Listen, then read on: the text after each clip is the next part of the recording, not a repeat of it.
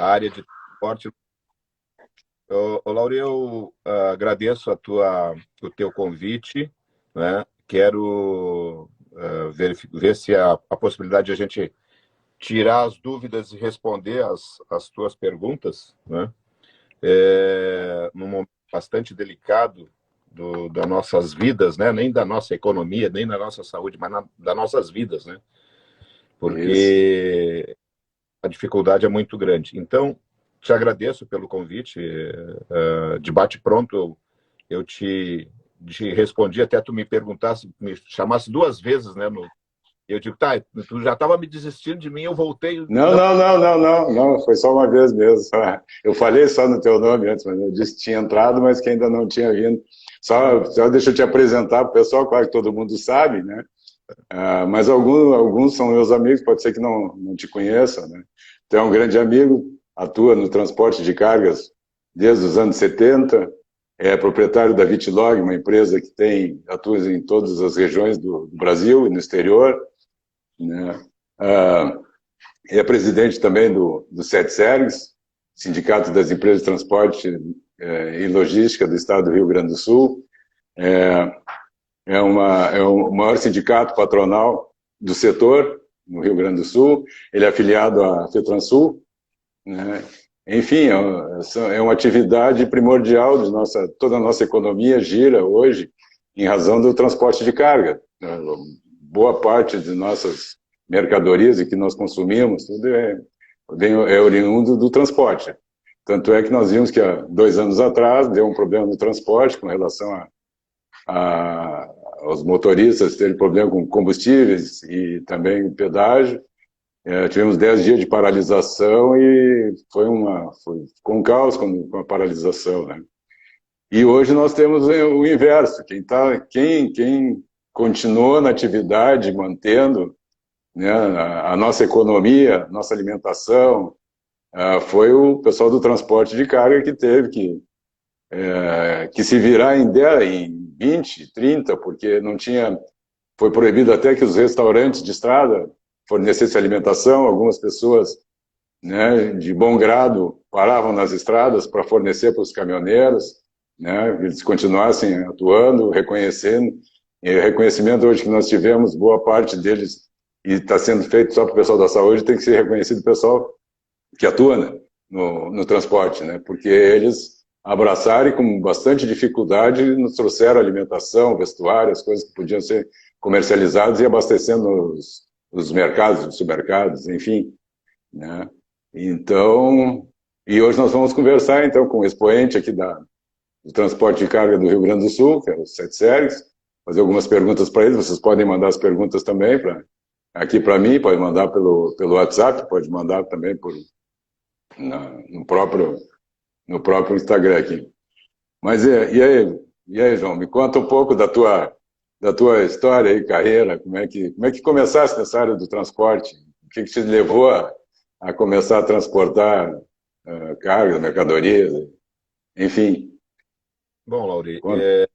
eu como filho de caminhoneiro, né, com muito orgulho, já venho sendo transportador e sendo transportado desde quando meu pai e a minha mãe pensaram em em acontecer alguma coisa de alegre na vida deles, né?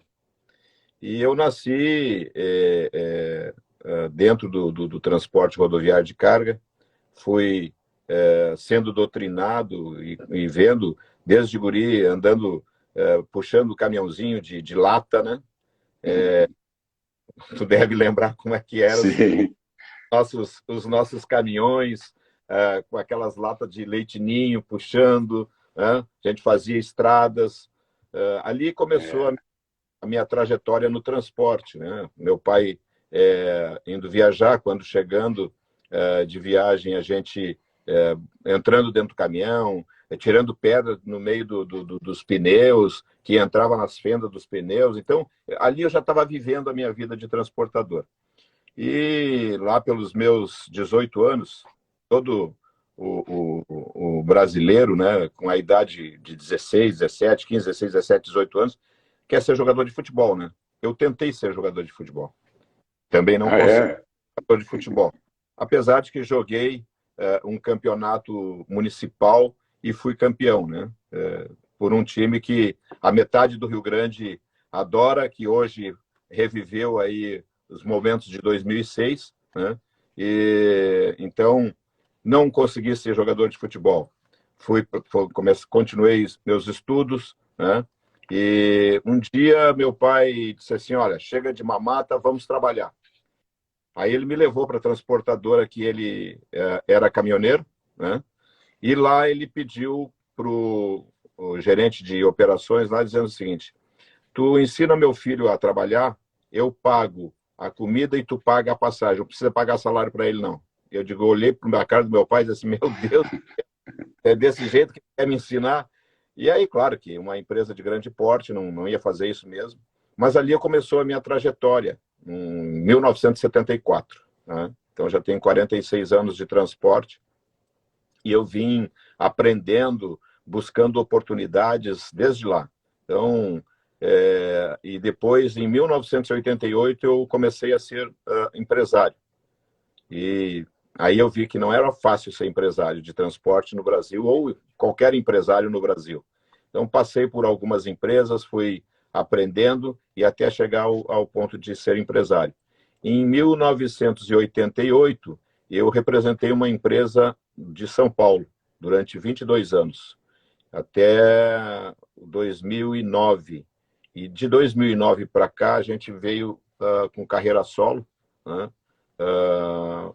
Transportando para todo o centro-oeste e norte do Brasil, com filiais no Nordeste, no Norte, no Centro-Oeste e no Sul, e no Sudeste. Venho já há 20 anos, mais de 20 anos, transitando dentro do Sindicato das Empresas de Transporte, do CETSERGS, que é o segundo maior sindicato do Brasil. O primeiro é o CETSESP em São Paulo, e o segundo maior sindicato do Rio Grande do Sul, o primeiro do Rio Grande do Sul, o segundo do Brasil. Nós temos, como gaúchos, né, fortes e aguerridos, nós temos uma consideração muito grande pelo centro, pelo sudeste, pelo nordeste, pelo norte, porque nós somos sempre protagonistas de frentes fortes, né? Então, entrei no sindicato através na primeira diretoria que eu trabalhei foi do Adir Frastão, que era um dos diretores e presidentes da Expresso Mercúrio na época. E de lá para cá eu vim buscando sempre auxiliar, ajudar, participar, discutir, dar ideias. Então, hoje o setor ele tem grandes empresários, né, que circundam no sindicato, e a gente consegue ter um sindicato ainda muito forte, vai continuar sendo forte.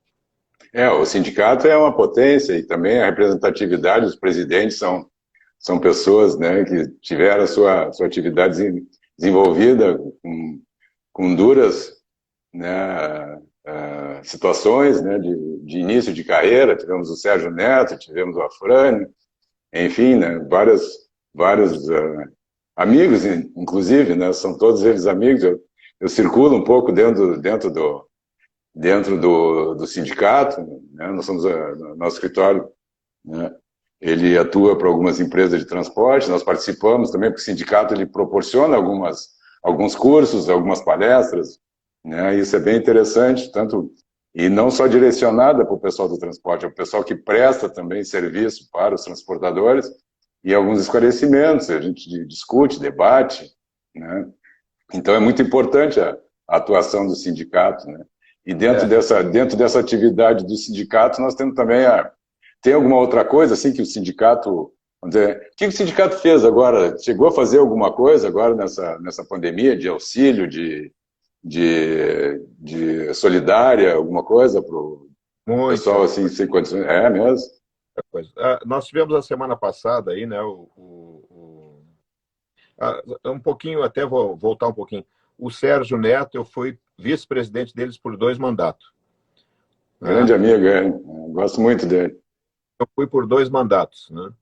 Então, tem o João Perotto também, que foi um grande presidente. Sim, tem livro escrito por ele, né, do Perotto. O Silvano também teve uma bela uma passagem até discutindo os pedágios e nós, há poucos dias, a gente teve um resultado favorável sobre o pedágio ali de Pelotas ali. Então, é uma briga constante. Todo e qualquer presidente que entra para dentro do sindicato, do CETSERVIS, ele sempre tem uma demanda para poder discutir, né? E a gente também não deixa de estar sempre buscando alguma coisa para o setor. Nós fizemos muita coisa, Laurina. A FETransul, ela entrou dentro do gabinete de crise, aonde foi convidado pelo governador para participar na parte de logística. E afora isso também, nós tivemos aí a semana passada o Pedro Bartelli, tá? Eu não conhecia ele pessoalmente, né? Conhecia através dessa live, não conhecia ele mesmo. Somos fornecedores dele nas duas empresas do grupo, tanto na Grandene quanto na Vulcabras. Já transportamos há muito tempo para eles. E a Grandene, nesse momento de parada que eles estão lá no Ceará e aqui também em Farroupilha, eles mudaram alguns maquinários, fizeram algumas, como é que se diz, a estampa, fizeram um molde para fazer alguns equipamentos hospitalares, para poder socorrer, né? E eu parabenizo a Grandene, ao grupo Grandene e Vulcabras, porque é difícil hoje no Brasil a gente conseguir fazer com que as pessoas ajudem. As grandes empresas estão ajudando muito, tá? E a Grandene, ela fez esse trabalho e nós estamos distribuindo. Nós temos um grupo de empresários e empresas que nós atendemos, a gente faz a logística dessa distribuição desses equipamentos que são feitos pela Grandene. E então, dentro do Rio Grande do Sul e fora do Rio Grande do Sul também. Então, a gente socorre, como a nossa operação estava meia parada, nós colocamos os caminhões à disposição para poder fazer todo e qualquer tipo de ação solidária que viesse ajudar nesse momento de crise ruim que a gente está enfrentando. E a gente vem fazendo isso agora, nesse final de semana, a gente fez novamente. Todo final de semana, toda semana, a gente tem uma demanda para poder encaixar a entrega de equipamentos, né, para a segurança dos nossos médicos, dos enfermeiros, das empresas que atuam na parte de segurança e saúde.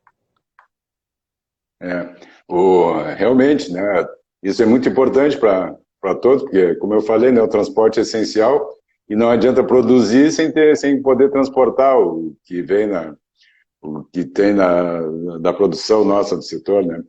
Vou mudar um pouquinho aqui. Todos os anos, né, tem participado, e eu acho muito interessante, né, e nós temos a Transposul, que é a tradicional feira, que é a segunda maior do Brasil, se eu não me engano, maior também de São Paulo, para variar um pouquinho, mas, né, e traz as inovações do ramo do transporte, tanto para o pessoal de cargas, como o pessoal de transporte de passageiros, porque ali estão os chassis, pneus, peças, novidades, rastreador, enfim, tem uma gama bem grande, né? Como é que esse ano vocês pretendem, vai ter, vão passar para o ano que vem, vão prorrogar para mais adiante? Qual é a ideia? Quem nunca foi na Transposul, vale a pena ir, porque é uma feira interessantíssima.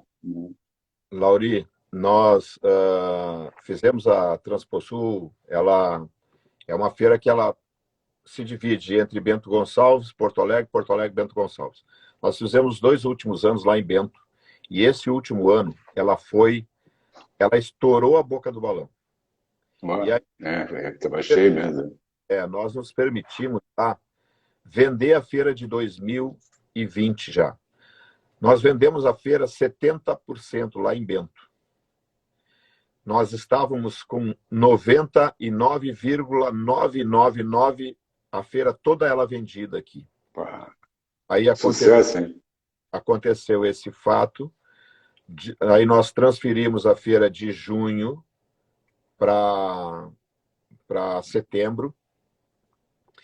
Estamos ainda com a data ainda agendada e marcada nessa transferência, mas eu não posso afirmar se ela vai acontecer ou não. Eu tenho que esperar um pouco mais, né, Sim. para O ver governo se manifestar, né? Como é que fica essa situação da... exatamente. É, A gente está passando uma situação bastante diferente de tudo.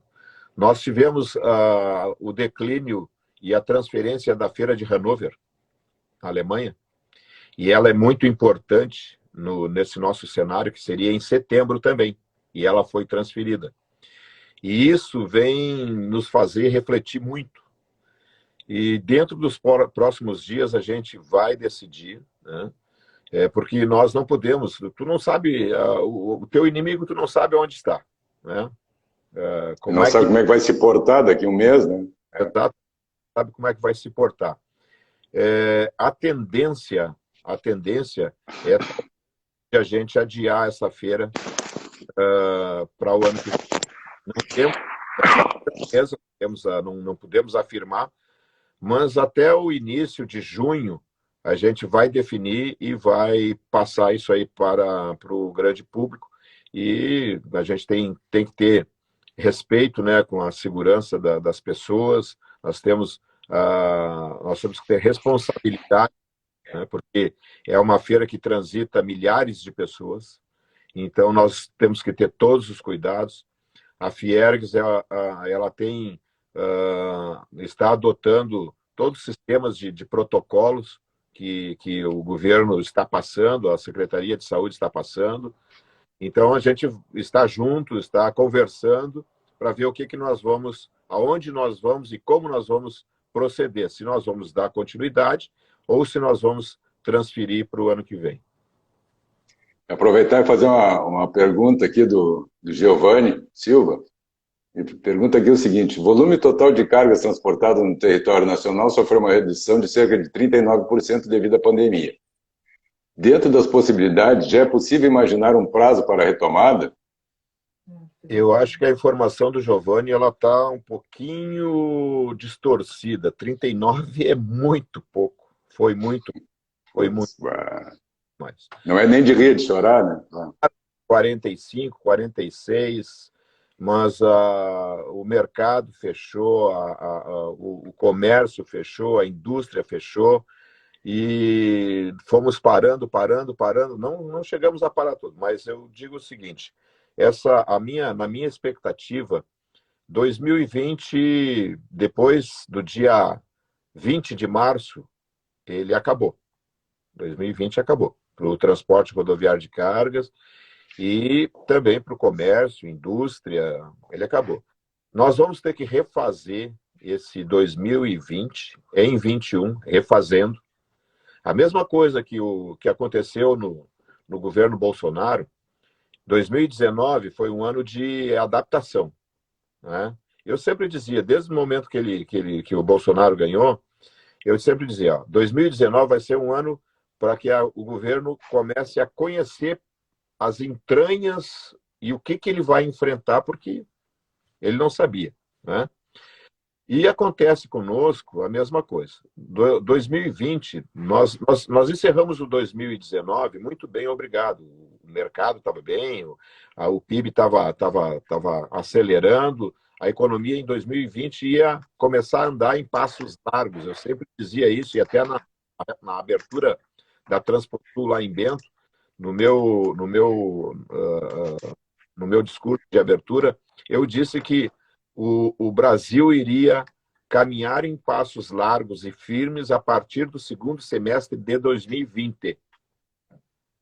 Isso lá em 2019 eu já tinha visto isso. Em 2020 eu estava dizendo que nós íamos... em 2019 nós estávamos dizendo que 2020, a partir do meio do ano, nós íamos ter uma aceleração. Aí acontece essa situação, essa calamidade, no início do ano. Lauri, eu estava em férias com a família, né, quando eu recebi a notícia, em janeiro, sobre a pandemia.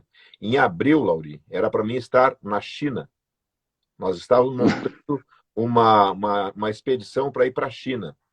E quando eu recebi, o meu filho estava comigo nessa viagem, E eu disse para ele assim, ó, eu acho que nós não vamos ir para a China. Ué, mas por que não? Porque tem uma notícia assim, assim, assim, de uma pandemia que vai acontecer, tá crescendo na China. Não, tá louco. Isso é só num lugarzinho, num cantinho da China. E aí foi avolumando aquilo ali, né? E chegou ali por perto de abril, eles realmente ouviram e sentiram tudo que eu vinha dizendo e se tornou realidade. Então eu digo assim, respondendo para o Giovanni, tá? Não, Giovanni, 39% eu estaria dando risada, mas é de 45% a 55% a queda do transporte rodoviário no Brasil. E agora, de uma semana para cá, 2 semanas para cá, começamos a ter um aquecimento bem leve. Vamos supor que nós não tivemos um aquecimento, está amornando. Tá? E nós vamos ter que levar isso até o final do ano, ajeitar a casa, limpar tudo que a gente tem que limpar, ver, enxugar, reinventar as empresas, né, as indústrias, o comércio.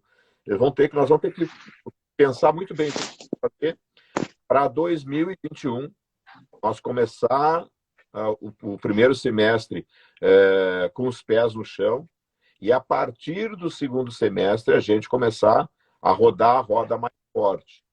Em 2022, se caso não der alguma coisa a mais com essa pandemia. Tá? Mas, se nós conseguirmos sair dessa pandemia até no meio do ano, até o final do ano, a gente conseguir limpar a nossa casa, 2022 nós vamos começar a recuperar. Não pense que antes a gente vai conseguir alguma coisa, porque a indústria tem que se reciclar, o comércio tem que se reciclar, as empresas têm que se reciclar, o governo, os governos vão ter que repensar seriamente se querem continuar sendo sócio das empresas. Se eles quiserem, exatamente, Laurinho. Se eles quiserem... Sim, mas o sócio do lado bom só, né? Só do lado do lucro. Né? Exatamente. Se eles quiserem continuar tendo a participação de 30% a 40% numa empresa, eles vão ter que também diminuir os gastos públicos, vão ter que enxugar a máquina, vão ter que mexer na parte administrativa, vão ter que mexer na parte tributária, porque do jeito que nós estamos, Laurinho, principalmente aqui onde a gente está, no Rio Grande do Sul, nós não vamos sobreviver. Se o governo não buscar alternativas de mudança, de fazer com que seja mais leve para as empresas, não tão penoso, aí nós vamos conseguir começar a caminhar a partir do meio de 2022. É uma dificuldade muito grande, sabe? O setor público ele pesa muito, ele é carregado, ele é um elefante que se carrega, porque o custo é muito alto, né? Tinha uma observação aqui do ex-presidente que nós citamos há pouco, Sérgio Neto, disse que alguns setores a redução foi maior de 50%, ele fez uma consideração ali. Depois nós temos aqui uma pergunta para ti, né, do Gui Bortoncello, eu não lembro dele. Guilherme mas o Guilherme? Ah, bem. Boa, Guilherme. Assim, qual delas? Eu vou fazer uma propaganda para ele, da transportadora Primor. Ah, da Primor? Legal, tá bom. A família Bortoncello também tá em vários setores, né? Tem transporte de passageiros, tem a parte de caminhões, tem a Miro, né? Exatamente. Então, isso. E aí ele pergunta o seguinte... O Leandro Miro é meu compadre. Meu compadre. Sou amigo dele, assim, não muito próximo, mas nós também atuamos lá fizemos algum serviço lá para Viamão também, mas é transporte de passageiros. Aí. Mas o Gui, ele pergunta o seguinte, a Vitlog não vai explorar o e-commerce? Olha, eu vou te dizer uma coisa para ti, a semana nós tivemos uma reunião lá na empresa, né? E esses jovens aí, o Guilherme, ele faz parte da nossa diretoria, ele fica mais em São Paulo do que aqui, né? Mas ele faz parte da Conjovem também, e os jovens têm cutucado. E eu ainda sou bastante resistente, né? Porque e-commerce agora, com essa pandemia, ele tomou ele tomou um vulto, né? Não vou dizer que consistente o que está acontecendo agora, mas o futuro do e-commerce no Brasil, ele vem tomando aceleração, né? O Sérgio Neto trabalha com e-commerce também, né? O Gui, a Guilherme, também trabalha com e-commerce também. A Plimor trabalha com e-commerce. Mas a gente tem que ir buscando as diversificações, né? A minha diretoria, essa semana, fez um comentário também, meu filho, que é o nosso diretor administrativo. Ele também está sendo forçado a fazer com que a gente entre dentro dessa modernidade, não digo novidade, modernidade, a gente readequar a empresa, porque eu não consigo entender, Lauri, isso deve estar dando dinheiro. Agora, essa semana, ontem, eu fui fazer um frete para mim mesmo, né? Eu peguei a Sprinter lá na empresa para comprar plantas, né? Eu te disse para ti, te mandei uma foto do meu jardim teu vaso de temperos, tudo, excelente. Então, aí, quando estava chegando em casa, a minha mulher recebeu um pacote de um produto que ela recebeu lá do Espírito Santo. Aí eu, curioso, né? Como sempre, perguntei, meu amigo, quanto é que é o frete que tu recebe que é um terceiro? Eles estavam numa dublô, 2 rapazes entregando mercadoria. Aí diz ele assim, R$1,80. Tá, mas e quantas entregas tu faz? Eu faço umas 150 entregas por dia. Eu digo, meu Deus do céu. Se a transportadora viver com esse valor de frete, não tem como subsistir, entendeu? Mas o pessoal está ganhando dinheiro, diz que está ganhando dinheiro. Talvez a Vitlog entre Mas o nosso e-commerce para o Centro-Oeste e Norte, nas regiões que é onde a gente atua, não é fácil. Tem lugares que a gente entrega de barco. E aí, meu amigo, como é que faz? Para fazer o e-commerce. Não é mal. Chama o Fleck lá para levar os catamarãs dele. Eu estou ali fazendo. Aqui, ó, nós temos pessoal aqui entrando aqui direto, aqui nós temos vários amigos aqui, o Giovanni Milanês, a Yara, a Clélia Quadros, o Reger, amigão aí, Felipe aqui do escritório, colega aqui, o Douglas, o Zanini lá, consultor de Capão. O Douglas deve ser lá de Goiânia, lá, né? Douglas de Paulo Cardoso. De Goiânia? Tem a Cláudio Ferrari. Seguinte, pessoal, assim, vocês compartilhem com os amigos de vocês, porque as nossas informações aqui são interessantes para todos, então dá uma compartilhada aí para eles entrarem aí e ver a nossa live aqui, assistir. O que tu ia dizer? Falou o nome aí, Cláudio Ferrari. Esse cara me ensinou a trabalhar no transporte, quer saber? É mesmo? Esse cara amigão meu, é. Está morando no interior do estado. Tá? Ele tem um defeito. Tem um defeito. É gremista. Eu também sou defeituoso, então. Mandar um abraço para o Cláudio Ferrari, amigo meu desde 1974, me ensinou tudo que eu precisava aprender no início de transporte, e fazem, eu acho que, mais de 30 anos que eu não o vejo. A gente conversa, às vezes, por WhatsApp, por Facebook. Cláudio, um abraço, meu irmão. Isso é bom, né? A gente rever os amigos, mesmo de longe, a gente mantém aquele carinho, né? Aquela amizade Exatamente. Mas dando continuidade, né? Eu tenho a curiosidade, nós temos um cliente também que trabalha com exportação, importação.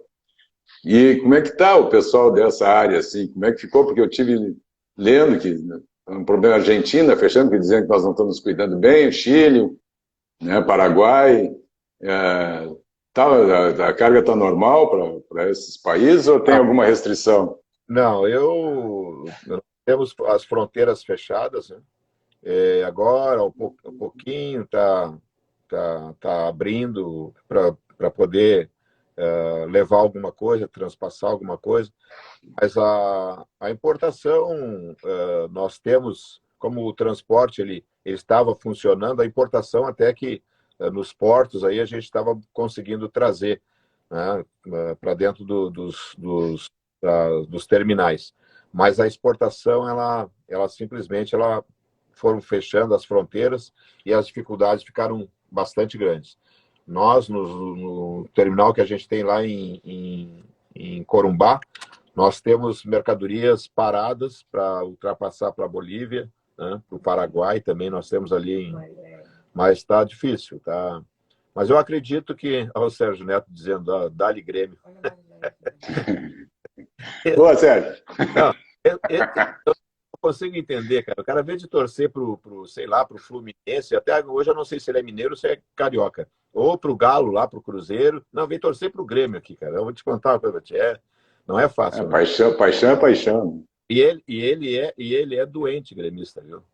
É doente.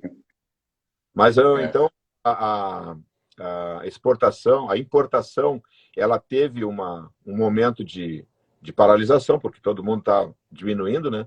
Mas o que conseguia entrar dos navios aí, com toda a dificuldade por causa da pandemia, tinha que estar a Secretaria de Saúde, onde estavam chegando os navios, às vezes estavam dificultando, e na saída as fronteiras fechadas. O Paraguai fechou a fronteira Brasil, né? Então, Bolívia fechou a fronteira Brasil, porque como nós temos um volume muito